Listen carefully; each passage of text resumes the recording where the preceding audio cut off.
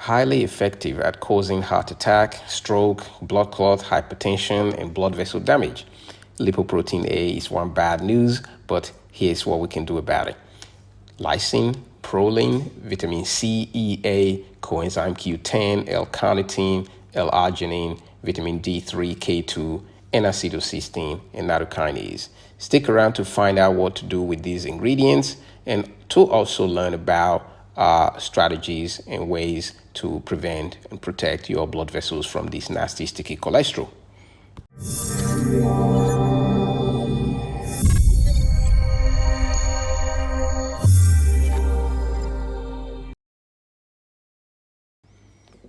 We often see the HDL, LDL triglyceride in a cholesterol lab report, and to some extent, we know about ApoA and ApoB, lipoproteins, but little is known or said about the LDL subtype cholesterol called lipoprotein A, or in other words, LP(a). In this episode, we will be discussing what is LP(a), what causes it to build up in the bloodstream, how to figure out if you have elevated LP(a), and finally, we will discuss the ingredients in detail, dosing and implementation protocol for the class of supplements and the nutrients that we need to neutralize LP(a). Lipoprotein A, what is it? Lipoprotein A, also known as LP(a), is a very sticky type of LDL cholesterol. Lipoprotein A is the most dangerous type of cholesterol the body uses to patch up the leakage and damages in the blood vessel. Too much of this patchwork can lead to LP(a) accumulation in the bloodstream or in the blood vessel wall, forming plaques. Plaques limit blood flow, causing issues in the heart, brain, kidney, lungs, and limbs. High LP(a) promotes blood clotting, leading to blockage in the blood vessel. It can make the blood thick like a ketchup sauce. This sticky substance is something you don't want in your arteries. High LP(a) trigger inflammation, increases the risk of plaque rupture, and it only takes just over 20 milligrams per deciliter to be classed as elevated in some lab reference ranges. LP(a) is indeed a bad news. Now let's take a look at factors influencing the excessive production of LP(a). If you look around the web, you may find statements like lipoprotein A levels are genetically determined, healthy eating and exercising have no effects. These are from online sources. In fact, I even read something like this during my research in this topic on the CDC website, which unfortunately I don't agree. The statement is not entirely accurate, as we will learn in this podcast. Yes, it is genetically determined based on our individual ability to handle the lack of vitamin C and other key nutrients, which leads to the excessive production of this LP(a) substance. However, diet and lifestyle can significantly influence the how much of this LP(a) substance or cholesterol the liver makes in response to the number of assault and damages we put on our blood vessel wall. Here are the main causes of elevated lipoprotein A in the bloodstream: damage to the blood vessel, lack of adequate nutrient, and genetic predisposition. According to my interpretation of Linus Pauling and Wrath's research findings conducted in the early 1990s, excessive consumption of ultra-processed inflammatory foods depletes the body of key vitamins and minerals. Under normal circumstances, the body will use vitamin C and collagen to repair damaged blood vessel and prevent the arteries from frequent damages. Blood vessel wall is damaged due to lack of vitamin C and other key nutrients for making collagen. The liver gets a signal to make more lipoprotein A cholesterol in the absence of vitamin C, and the body uses this lipoprotein A cholesterol to patch up the damaged blood vessel wall. The more damage we put to the blood vessel wall, the more patchwork gets done by the sticky lipoprotein A cholesterol over time, thereby leading to plaque accumulation. The plaque then grows, ruptures, blood clot happens, and a complete blockage of the artery. This blood vessel plaquing and damage can happen in any part of the body. If the blood vessel is located in the brain or neck area, it could lead to a stroke. And if the damaged blood vessel is located in the heart, then a heart attack is the resulting outcome. So as we can see here, if we remove the inflammatory foods that is damaging our arteries and eat the right nutrients, then our arteries doesn't get damaged frequently.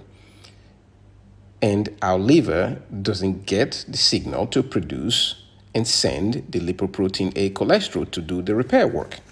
If there is no damage, there is no repair. So, the statement that diet and lifestyle have no effect doesn't hold here. And Linus Pauling and Wrath proved this in their work, in their studies. And I have also used Linus' work to treat and neutralize Lp(a) in my family member. How do I know if I have elevated lipoprotein A? Blood work, lab test. That's the short answer. Everyone should know their lipoprotein A levels. It doesn't come with the standard lipid profile or lipid panel test. We're going to have to ask for this. You can ask your doctor, approach a private lab. This stuff is such a nasty problem. It only takes just over 20 milligram per deciliter. Some cases they may say 50, 60. It depends. The numbers all over the place. But we just don't want this thing elevated over 20 milligram per deciliter. So we want to be checking this stuff. A typical lipid panel should include these as a minimum: HDL cholesterol, LDL cholesterol, triglyceride, APO capital A, APO capital B, these are lipoproteins, and then lipoprotein little a, total cholesterol, and then they can add ratios while they add it. Otherwise, we can always calculate those. How do we go about lowering lipoprotein A cholesterol? Linus Pauling's supplement list. It turns out Source Natural proline and lysine supplement composition has most of the Linus Pauling's ingredients, which makes it easier to swallow in almost one pill. Now let's take a look at how I have effectively used these protocol to reduce my N of 1 LPA by 75% in 3 months. For a fast and effective result, I have combined adequate nutrition with Linus Pauling's protocol and then additional supplementation based on the new science research. So I removed all known sensitive inflammatory foods, those wheats, those grains and glutens with gliadin in them, all these proteins that we don't really fully understand that the body cannot process. And then ultra processed foods with additives, preservatives, hidden things, names that we cannot pronounce. All of those were eliminated. And then I brought in lysine, proline, nitrokinase, and vitamin K2 in a group that is going to target lipoprotein A and neutralize them. So these class of supplement work directly on the plaque deposit sites. Together, they neutralize the Lp(a) cholesterol. And then the calcium deposits in the plaque will be dissolved and mobilized into the bones. And then K2 will help us with that. And then vitamin C, E, D, A, and acetylcysteine. These are classes a neutralizer of inflammation. So these will go towards the working directly on neutralizing any free radical storm and inflammation in the blood vessel, and then aiding the repair and recovery process. And then L-arginine and L-carnitine with CoQ10, these are working on the mitochondrial level, and then this will provide the energy and the power the cells need to repair for the endothelial function. And then also the blood vessels in the heart, those will benefit from coenzyme Q10. And then L-arginine introduced in here. It's not part of the original Linus Pauling's protocol. L-arginine would help boost nitric oxide production in the blood vessel wall, and then nitric oxide help the blood vessel dilate and constrict. So basically the blood vessel will relax, and then things will move nicely and inflammation calm. If the vitamin D level is above 60 nanomole per liter, then I would recommend taking 1,000 IU weekly for maintenance. Otherwise, we ought to be taking vitamin D supplement and K2 on a regular basis until we reach optimal level of over 60 nanomole per liter. And then K2 should be supplemented as often as possible. We want to talk to our doctor if we're already on any existing medication, just to make sure adjustments are handled accordingly. Mechanism of action. So let's look at these lysine and proline amino acids based on the work Linus Pauling has published on these. These amino acids will bind to the surface of the blood vessel wall and prevent lipoprotein A from docking to it. They also help mobilize and pull out any lipoprotein A cholesterol that's currently attached to a wall, to a blood vessel wall. So this is very beneficial in not only preventing lipoprotein A from binding to the blood vessel wall, it can also flood and pull out any existing lipoprotein A. So win-win altogether. And vitamin C, according to Linus Pauling, and there are many public publications on that, we know now the humans do not produce vitamin C endogenously, so we have to swallow it. So we lost the ability to make vitamin C many, many years ago. So as part of our evolution, according to Linus Pauling's research, they found that lack of vitamin C's to be one of the reasons why our body has evolved to use lipoprotein A and other cholesterol, LDL cholesterol, type to patch up the damaged blood vessels or damaged arteries.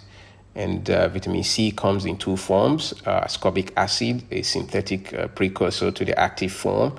Our body will convert ascorbic acid to the active form of vitamin C. Unfortunately, our bowel tolerance limits us from consuming ascorbic acid in high doses. So individuals would have to determine how much grams of ascorbic they can consume in a day without triggering diarrhea. Bio-C or biovitamin C, the true natural form of vitamin C obtained from certain fruit extracts. If you buy a Bio-C supplement, you would often see a name of a fruit over there called camu or acerola cherry, something like that. These are the most common fruit extracts for Bio-C. And then we have vitamin E, a potent fat-soluble antioxidant to help lower inflammation in the body and also in the blood vessel, along with vitamin A supporting vital organ functions. Wrapping up, the leakage in the blood vessel wall is caused by chronic inflammation and our inability to make vitamin C to perform the damage repair work, according to Linus Pauling, and he was right. As a result, our body has evolved to make lipoprotein A, the most dangerous sticky type of LDL cholesterol, to perform this blood vessel repair job.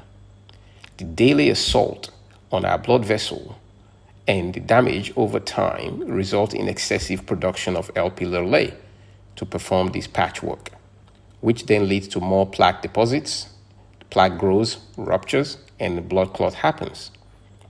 So, to defeat lipoprotein A and to lower lipoprotein A and to prevent our liver from producing more lipoprotein A and other type of bad cholesterol, we must first stop inflaming our blood vessel and then ensure adequate nutrition, which includes vitamin C, antioxidant supplementation on a regular basis.